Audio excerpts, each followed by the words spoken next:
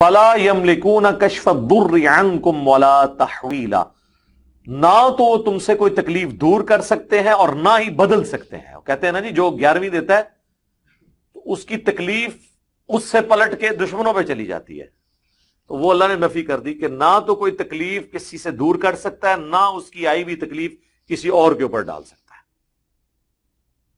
اب یہاں پہ جب ہم اتنا حصہ بیان کریں گے وہ کہیں گے یہ تو بتوں کے بارے میں ہے، اولیاء اللہ کے بارے میں، فرشتوں کے بارے میں، انبیاء کے بارے میں نہیں ہے۔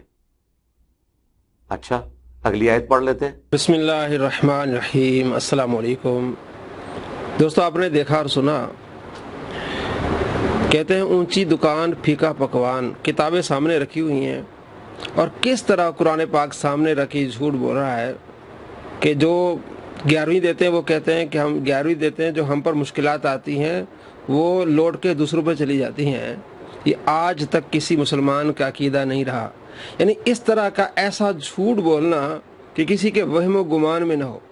جتنے مسلمان اصالہ ثواب کرتے ہیں، 11ویں دیتے ہیں، ان کے ذہنوں میں کبھی یہ بات نہیں آئی کہ جو ہم پر مشکلات آتی ہیں وہ پلٹ کر دوسروں پر پہنچیں گی۔ لا حول ولا قوت الا باللہ، یہ ہمارا عقیدہ ہی نہیں ہے، نہ کسی کے وہم و گمان میں یہ بات آئی ہے۔ ایسی باتیں کرنے والے جاہل اور لعنتی شخص ہو سکتے، کیونکہ اللہ نے جھوٹوں پر لعنت اس لیے فرمائی کہ جھوٹ بول کے کس طرح معانی اور مفہوم کو بدلتے ہیں۔ تو آگے دیکھیں کہ یہ اس نے کس طرح جھوٹ بولنا ہے۔ اولئک الذین یدعون، یہ لوگ جن ہستیوں کو پکار رہے ہیں ان کا اپنا حال یہ ہے، یدعون یبتغون الی ربہم الوسیلہ، جن کو یہ پکار رہے ہیں وہ تو خود اپنے رب کے پاس وسیلہ تلاش کرتے ہیں۔ پنجابی والا وسیلہ نہیں، عربی والا وسیلہ تلاش کرتے ہیں۔ اس سے مراد پھر کیا ہوا؟ نیک بندے۔ بت تو وسیلہ نہیں تلاش کر رہے نا، ان کے اوپر تو کوئی شریعت کی اوبلیگیشن نہیں ہے۔ اللہ تعالیٰ ہمارا جن ہستیوں کو یہ پکار رہے ہیں نا، وہ تو خود اللہ کی طرف وسیلہ تلاش کرتے ہیں۔ کیا وسیلہ تلاش کرتے ہیں؟ ایہم اقرب، کہ کون اللہ کے جتنا قریب ہو سکتا ہے وہ قریب ہو جائے۔ جی دوستو، آپ نے دیکھا اور سنا کہ یہ تو کہیں گے نا کہ بتوں کے بارے میں یہ آیات ہیں۔ میں آگے آپ کو بتاتا ہوں، وہ بتوں کے بارے میں نہیں ہے، کافروں کے بارے میں نہیں ہے، مسلمانوں کے بارے میں ہے۔ یہ کتاب اس نے سامنے رکھی ہوئی ہے، مسلم شریف۔ کہتا ہے یہ پڑھی ہوئی نہیں ہے، پڑھی ہوئی ہیں۔ بھائی اگر آپ نے پڑھی ہوتی تو ایسی بات نہ کرتے۔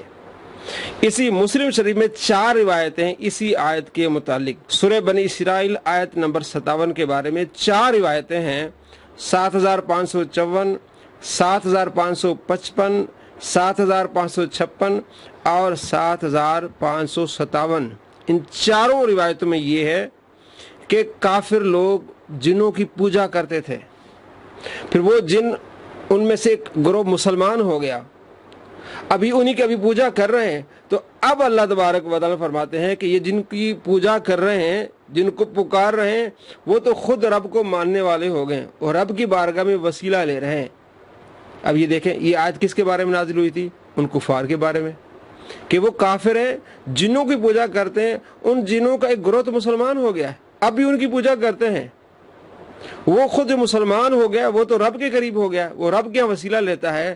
تو کس طرح اس نے جھوٹ بولا کہ آئیے میں آپ کو آگے جو اگلی آیتیں وہ بتاتا ہوں، وہ مسلمانوں کے بارے میں ہے، وہ بتوں کے بارے میں نہیں ہے، وہ کافروں کے بارے میں نہیں ہے، وہ اولیاء کرام کے بارے میں ہے، انبیاء علیہ السلام کے بارے میں ہے، نبیوں کے بارے میں ہے۔ آپ نے دیکھ لیا وہ کفار کے بارے میں کہ کافروں، جن جنوں کی تم پوجا کرتے ہو وہ تو مسلمان ہو گئے۔